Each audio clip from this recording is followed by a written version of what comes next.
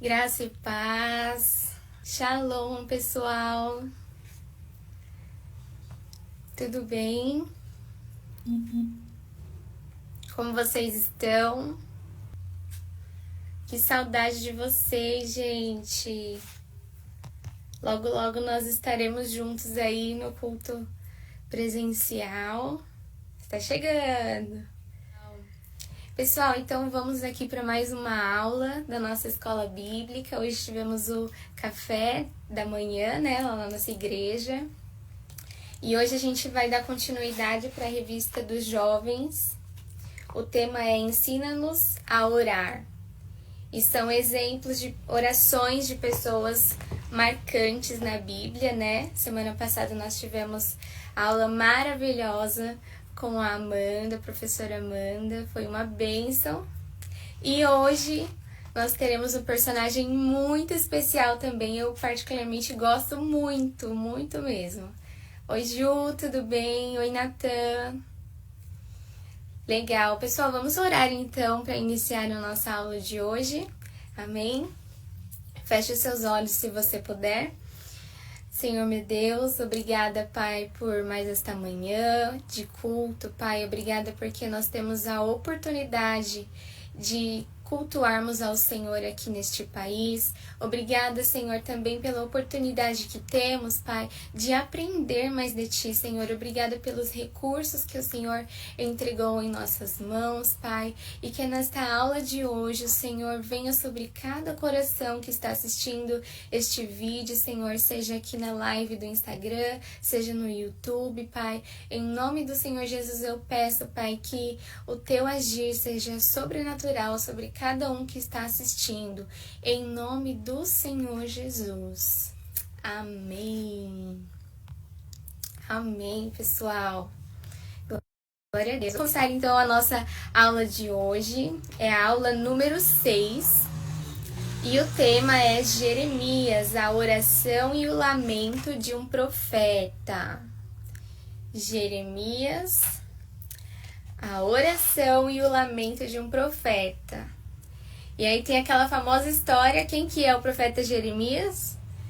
Ele é conhecido como o profeta chorão. Quem lembra dessa? A gente vai ver um pouquinho sobre isso hoje. Jeremias chorou muito e, enfim, o que eu queria perguntar para vocês antes da gente começar a nossa aula, antes de eu começar com o conteúdo, é o que vocês acham que significa chamado? O que vocês acham que significa chamado de Deus na vida de uma pessoa? Comentem aí, vamos interagir juntos. Será que chamado? O que será? Comentem aí, chamado de Deus na vida de uma pessoa. Será que isso existe mesmo? Será que não é coisa da minha cabeça? O que vocês acham? Comentem aí, interajam com a gente. Chamado de Deus. Jeremias teve um grande chamado de Deus na vida dele. Inclusive, ele foi chamado muito novo, gente. Muito novo. Jeremias foi chamado para ser profeta. Ó, o Vitor colocou assim, quando você possui um propósito na sua vida. Exatamente. O Jason colocou convocação de Deus para um propósito. Muito bom. Realmente é uma convocação, é um convite de Deus para cumprir um plano, né? Para um propósito. Muito bom mesmo. É isso, gente. Chamado de Deus na vida de uma pessoa, promessa de Deus na vida de uma pessoa, é o plano de Deus para cada um. E Jeremias, ele teve este grande chamado aí na sua vida. Tiago Andrade colocou assim, um propósito específico de Deus para uma pessoa. Exatamente, muito bom. Então hoje, como nós vamos falar do nosso profeta Jeremias, eu vou pelo menos dar um panorama geral aqui para vocês. Eu vou falar mais ou menos qual é o cenário ali que Jeremias estava vivendo, né? Primeiro, o Jeremias era um jovem, gente. Os estudiosos, eles falam que normalmente um homem, ele era chamado para profeta um pouco mais velho, mas Jeremias, ele foi chamado ali nos seus 25 anos, mais ou menos, tá? Então, vamos lá. Ele era muito jovem e ele estava vivendo um dos momentos mais difíceis ali de Judá. Gente, ali estava complicado. Estava em uma rebeldia tamanha. O pessoal ali estava em pecado. Ali tinha violência, miséria, falta de alimento, falta de água. O povo não ouvia mais a voz dos profetas. Ali Deus estava muito decepcionado e aborrecido com o povo. Muito triste isso, né? Mas Jeremias viveu este período, tá? Jeremias era filho de sacerdote. E uma coisa que é importante citar é que Jeremias, ele dedicou a sua vida à obra de Deus, gente. Ele não se casou. Ele dedicou a sua vida exclusivamente para o reino de Deus. Legal, né? Acho que o Thiago tá escrevendo pra gente. Vamos esperar um pouquinho. Então, beleza. E ali, lá em Jeremias 1:4, vai falar quando Deus chamou Jeremias para profeta. E fala assim, ó, Jeremias 1, versículo 4. A palavra do Senhor veio a mim dizendo: antes de formá-lo no ventre, eu o escolhi. Antes de você nascer, eu o separei e designei profeta às nações. E aí, no verso 6, disse: mas eu disse, soberano Senhor, eu não sei falar, pois ainda sou muito jovem. Então, Jeremias, ele se considerava ali muito novo para ser profeta. Talvez ele ali era tímido. Será que ele era tímido? A gente pode pensar que sim, porque ele falou: Senhor, eu não sei falar. Eu sou muito jovem, como que eu vou fazer isso? Será que ele ficou um pouco assustado aí nessa hora? Será que nem um medinho pequenininho assim, uma insegurança bateu no coração dele? Talvez. Mas a gente vai ver aqui que o comprometimento dele com Deus era muito maior do que qualquer insegurança que pudesse vir ao coração dele. E é isso que é o mais lindo na história de Jeremias. A gente vai ver hoje um pouco a respeito disso. Beleza, pessoal? Tiago colocou aí, Jeremias foi muito corajoso, sendo jovem, aceitar um desafio como esse. Realmente, gente. Imagina, né? Será que Jeremias ali ao longo dos seus 25 anos não tinha planos, não tinha sonhos antes de Deus o chamar para profeta? Talvez, a gente pode pensar que sim. Mas ele era tão comprometido com o Senhor que ele se lançou nesta missão aí, ele se lançou no propósito de vida que Deus tinha para ele. Isso aí, o Jason falou, imagina falar a nação, ele ia falar ali com o povo de Judá. Não é mesmo? A Mari entrou aí, oi Mari. Muito legal, gente. E aí um pouco mais pra frente, no verso 11, Deus dá uma visão para Jeremias e ele dá uma visão de uma amendoeira. Só que acontece que a amendoeira, ali naquele local de Judá, ela era um pouco diferente. Por quê? A amendoeira, ela indicava uma mudança de estação, ela indicava uma mudança de ciclo. Ela indicava mudar. Então, ali ela indicava que o inverno ficaria para trás e que a primavera estava chegando. Então, ali, quando a amendoeira, ela floresce, ali eles sabiam que estava chegando a primavera. Olha só que legal. E aí, no verso 11, tá escrito assim: a palavra do Senhor veio a mim. O que você vê, Jeremias? Vejo o ramo de uma amendoeira, respondi. E no 12, o Senhor me disse: você viu bem, pois eu estou vigiando para que minha palavra se cumpra. Então, o que Deus estava querendo dizer ali com essa visão?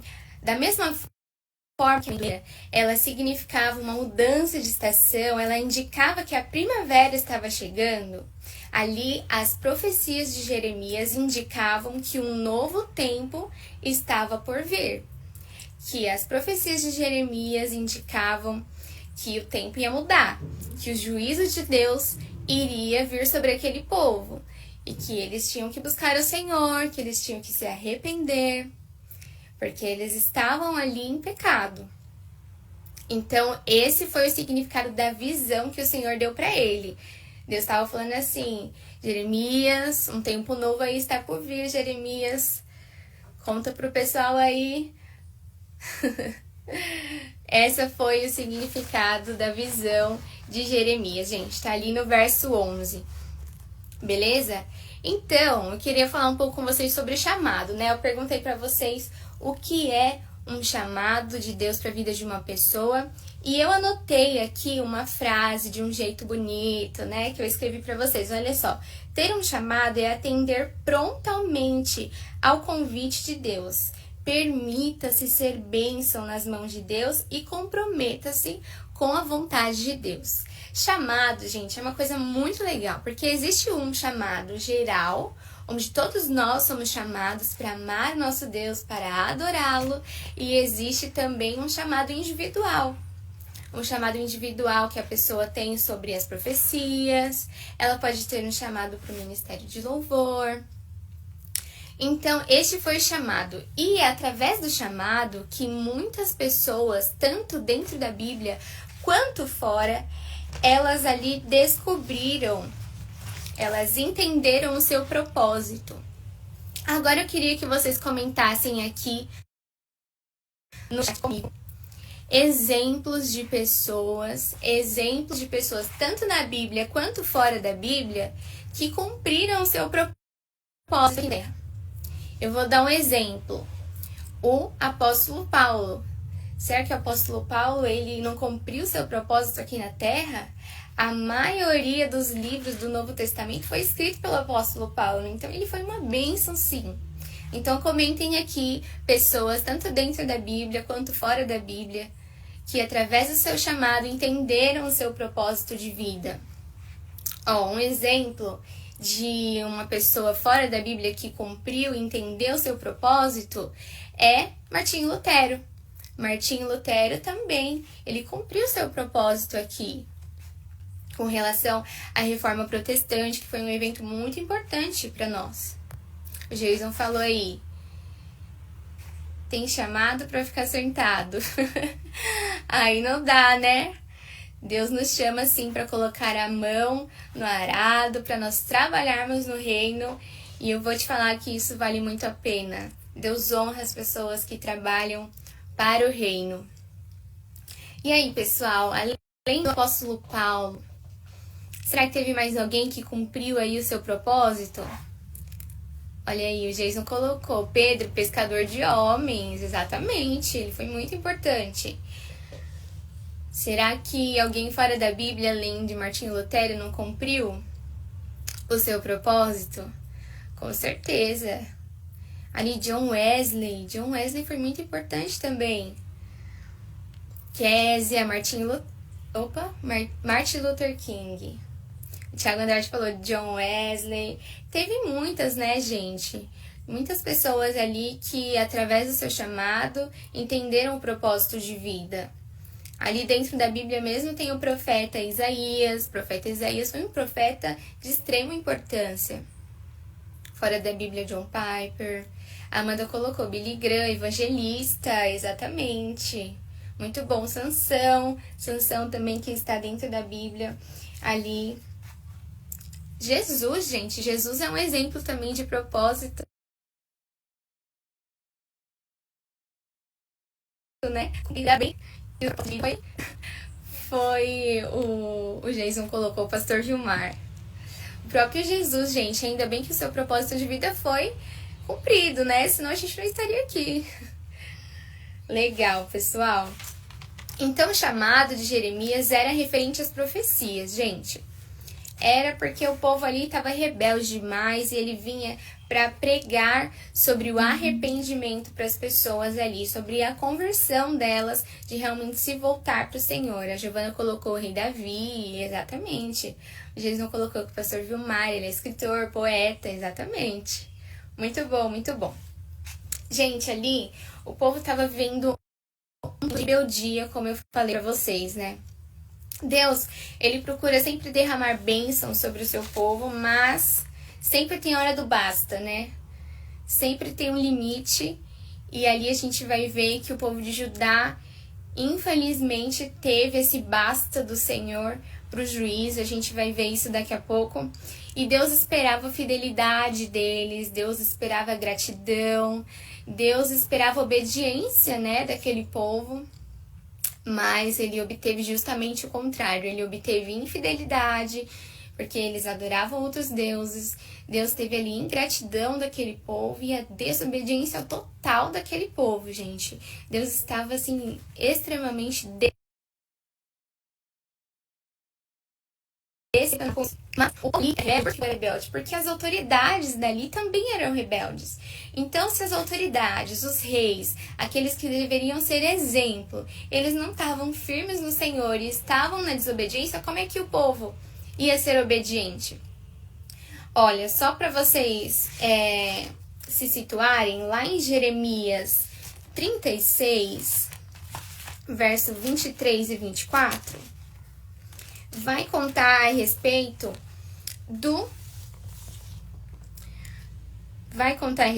da profecia de Jeoaquim. O que acontece? Jeremias, ele pediu que entregasse para Jeoaquim, para o rei Jeoaquim, ali algumas profecias. E ali Jeremias estava condenando alguns atos do povo e estava falando a respeito de arrependimento para o rei Jeoaquim. Em Jeremias 36, no verso 23 e 24, olha só o que Jeoaquim fez com essa parte escrita de profecias do Jeremias. Assim que Jeudi terminava de ler 3 ou 4 colunas, o rei as cortava com uma faca de escrivão e as atirava no braseiro, até que o rolo inteiro foi queimado no braseiro. O rei e todos os seus conselheiros que ouviram todas aquelas palavras não ficaram alarmados nem rasgaram as suas roupas, lamentando-se.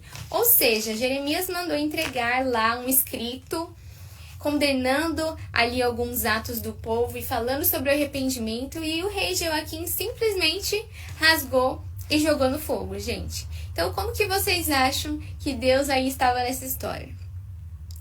Se as autoridades elas eram desobedientes ao Senhor, imagina o povo como é que era, não é verdade?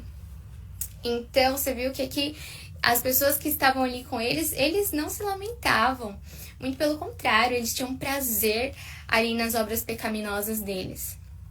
Giovana falou, o povo sempre é vacilão, a gente também é. E Amanda falou, é tempo de arrependimento para este mundo, bora cumprir nosso propósito. Exatamente, nós vamos falar sobre isso hoje. E ali, gente, o profeta Jeremias era um profeta desprezado completamente pelo povo. Ele era realmente ignorado pelo povo. E aí você pensa, um jovem de 25 anos que dedicou a sua vida para o Senhor e era completamente ignorado pelo povo? Pois é, gente, ele era assim. As palavras de Jeremias, elas eram tanto de destruição como de edificação. Mas tudo ia depender de como o povo recebia essas profecias no coração. E ali eles não recebiam de uma boa maneira. Infelizmente, por isso que a maioria das palavras foram de destruição. Beleza? Jeremias anunciava a necessidade de arrependimento e conversão, mas ele era completamente ignorado pelo povo, e é aí que se iniciam os 3 anos de exílio na Babilônia, gente. Pois é.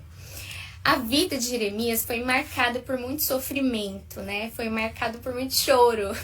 Tem aquela música, chora Israel, Babilônia não é teu lugar. E é por isso que eu acho que o profeta Jeremias ele se destaca dos outros profetas, porque além das profecias que estão aqui registradas no livro de Jeremias, ele também registra os sentimentos dele com relação a isso, né? Ele fala ali dos tormentos dele, ele fala das lutas interiores que ele tinha, porque aquele episódio ali com Judá trouxe muito entristecimento para ele, né? É como se, quando você lê o livro de Jeremias, é como se você estivesse sentindo ali realmente com Jeremias o sofrimento dele, né? Ele estava ali falando pro povo toda hora, arrependam-se, o Senhor está voltando, o Senhor virá com seu juízo.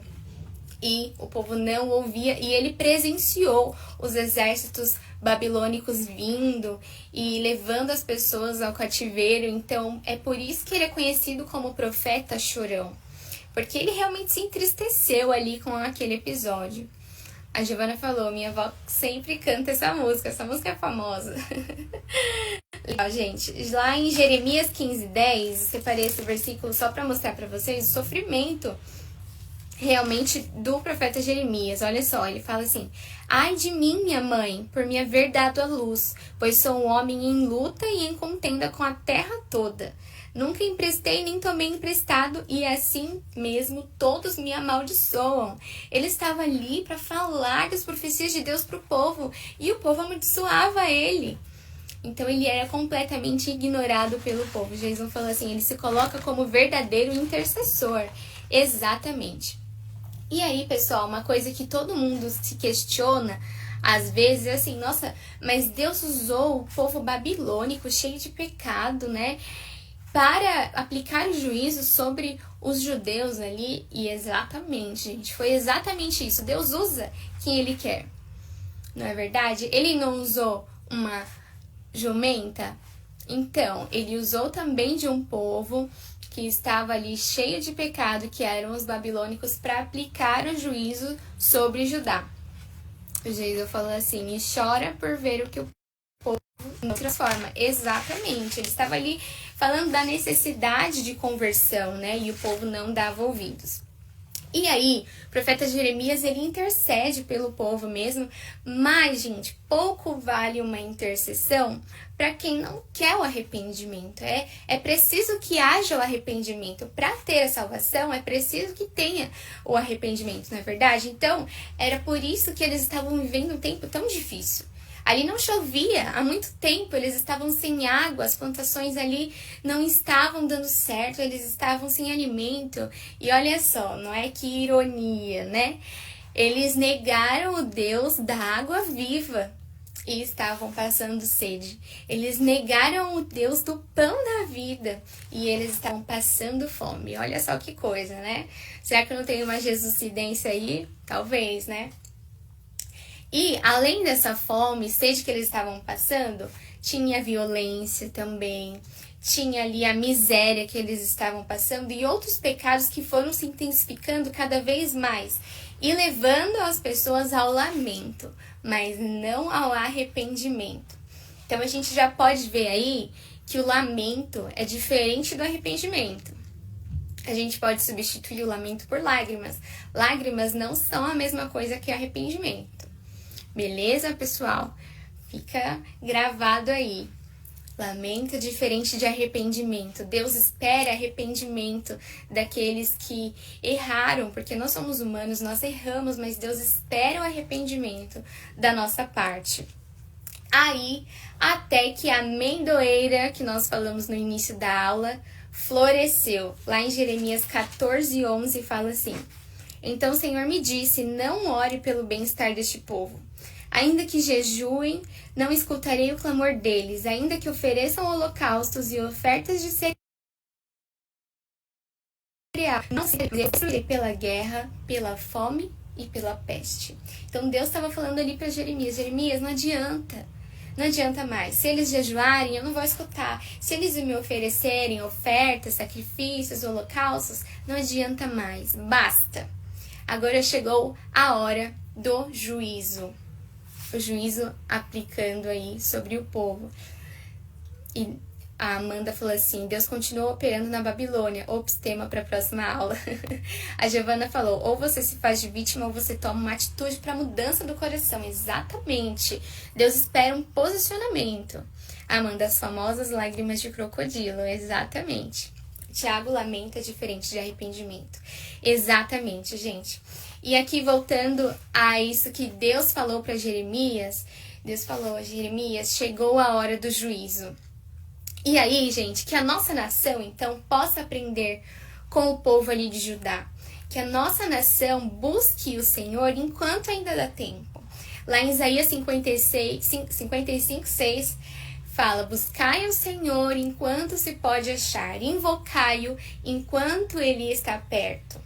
Então, que a nossa geração possa buscar o Senhor enquanto ainda dá tempo, enquanto o Senhor ainda está perto, porque haverá o dia em que não será mais possível. O Senhor virá nos buscar, assim como aconteceu ali com Judá na hora do exílio. Então, ali o exército babilônico veio para levar as pessoas ao cativo.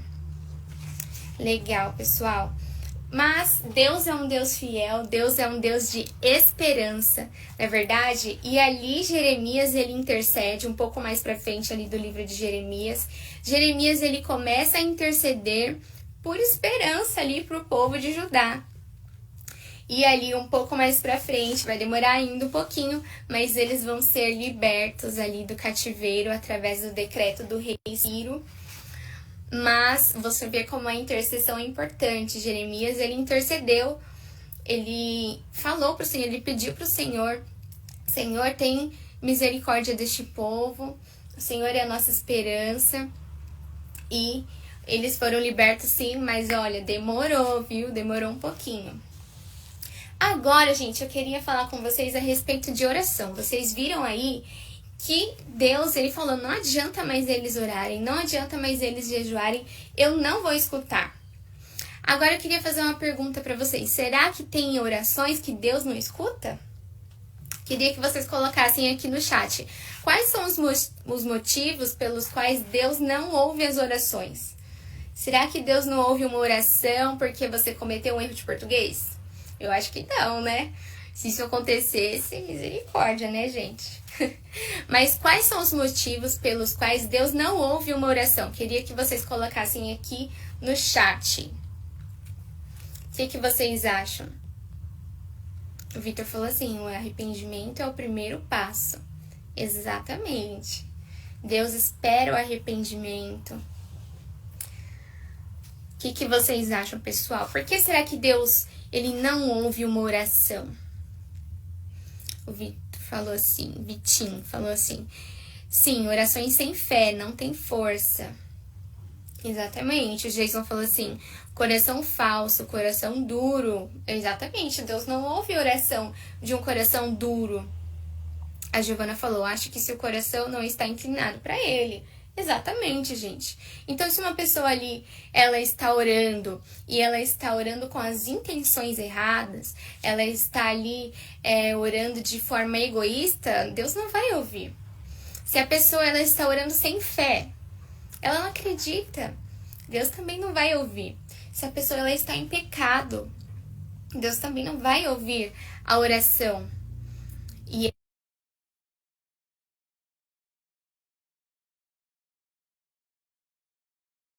é uma palavra muito dura, dizer que Deus não ouve a oração. Na verdade, isso é isso. Eles não dirá mais lá. Então, pessoal, o Senhor, ele quer atender o clamor. Ele quer sim atender o clamor de todos os seus filhos, tá? Mas é necessário estarmos voltados para a sua presença. É necessário. Ali o povo, eles apenas lamentaram, eles não se arrependeram, eles não estavam envolvidos com a presença do Senhor. O Senhor queria sim entregar as bênçãos na mão deles, é claro que queria, mas eles não estavam envolvidos na sua presença. Então, jovens, o Senhor, ele quer sim te entregar a bênção, mas mais do que isso, mais do que te entregar a bênção, ele quer que você seja cheio do Espírito Santo e ele quer que você aproveite da sua maravilhosa presença. Amém, pessoal?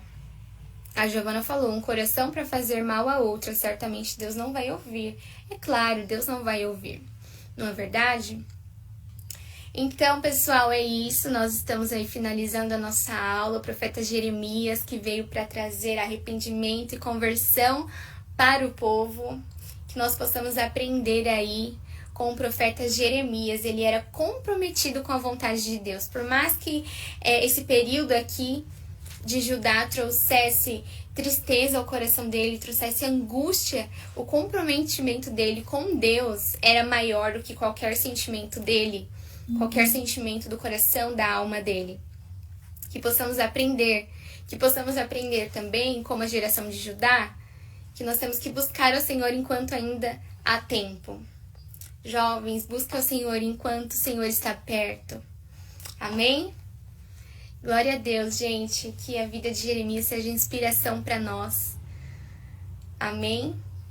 É isso, pessoal. Vamos voltar agora para o nosso culto. Amém? A Giovana falou, muito bom que tenhamos um coração arrependido e coração inclinado para orar pelas outras almas. Exatamente. jovens aí estejam inclinados, estejam com os corações inclinados para o Senhor. Amém? Pessoal, Deus abençoe então. Fiquem com Deus. Vamos voltar agora para a segunda parte do louvor lá do nosso culto. Amém? Show, aula abençoada, Mari. Amém. Glória a Deus, pessoal. Deus os abençoe, viu? Fiquem com Deus. Até a próxima aula.